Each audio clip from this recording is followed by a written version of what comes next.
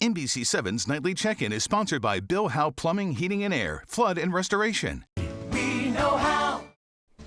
Experts say it is critical to stopping the spread of COVID-19. We're talking about contact tracing, but as more businesses reopen, there are growing challenges in doing it effectively. Thank you for joining us for the Nightly Check-In. I'm Catherine Garcia. If you have tested positive for COVID-19, contact tracers hired by the county will be in touch. They want to know everyone you've been in contact with. The idea, of course, is to control the spread. They have a key role in protecting the society and protecting the public as well. Jeffrey Johnson, the county chief of epidemiology and immunization, oversees the county's contact tracing efforts. He says 85% of the contacts do come from the same household, which makes the job easier because they're willing to cooperate. But as more businesses begin to reopen, that could change. Potential contacts could be strangers who, for instance, crossed paths at a restaurant. They could be difficult to track down. And then there are people who will simply refuse to cooperate. If they're unwilling to provide the information on those close contacts, then it's going to be very challenging to reach and find them. My biggest concern with contact tracing in San Diego is there are quite a lot of people here who do not trust either the county or any government entity to have their best interests in mind. Right now, there are more than 400 people working as contact tracers and case investigators. The county says it's working to hire even more contact tracers. Meanwhile, there's been some groundbreaking research when it comes to treating COVID-19. Scientists in England say a steroid called dexamethasone greatly improves survival in patients with severe cases. Results of the study showed low doses of the drug reduced deaths by about a third among patients on ventilators. Researchers say it's the only drug so far that's shown to save lives. However, the drug did not appear to help patients who were less ill. Now to the latest cases here in San Diego. 120 new cases were reported today out of 4,838 new tests. That works out to a 2% positive rate. In all, there are now 9,730 local confirmed cases. 3 additional deaths have also been reported, bringing that total to 323 people. Today, the San Diego Unified School District is going over the details for schools to reopen on August 31st. Superintendent Cindy Martin said students who do not feel safe going on campus will have an online option, which she says will be greatly improved. There will also be an on-campus option for those who do want to go back to school. Another topic board members discussed was the potential budget cuts Governor Newsom proposed back in May. They're still hoping that gets reversed and that the district can also get some help from the federal government.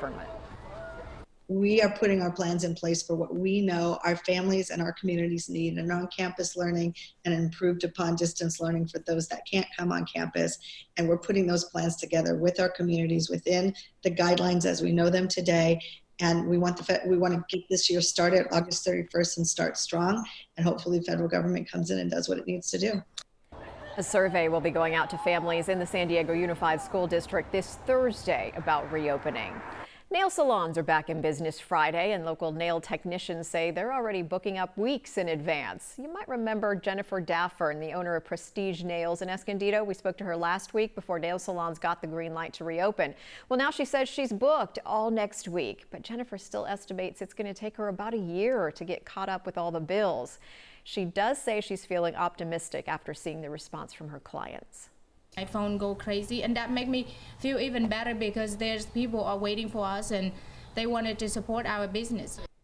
Clients at Prestige Nails can expect temperature checks at the door, hand sanitizer, and plexiglass between the nail tech and client. Massage parlors and tattoo shops are some of the other businesses allowed to reopen Friday as well.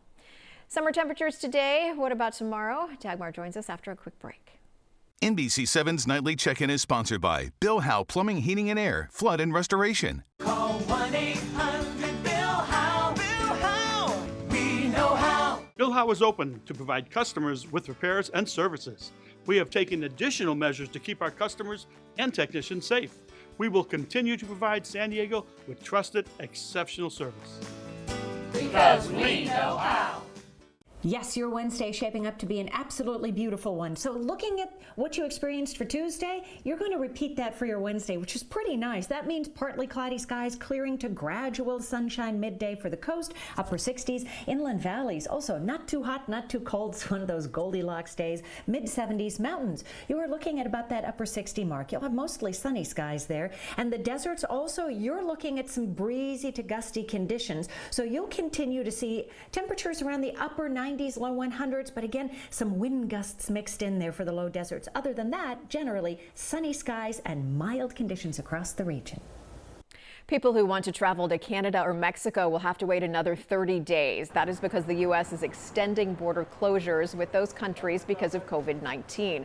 The borders will remain closed to non-essential travelers until July 21st. Travel deemed essential will still be allowed. That includes work, study, and economic services, and trade will also continue.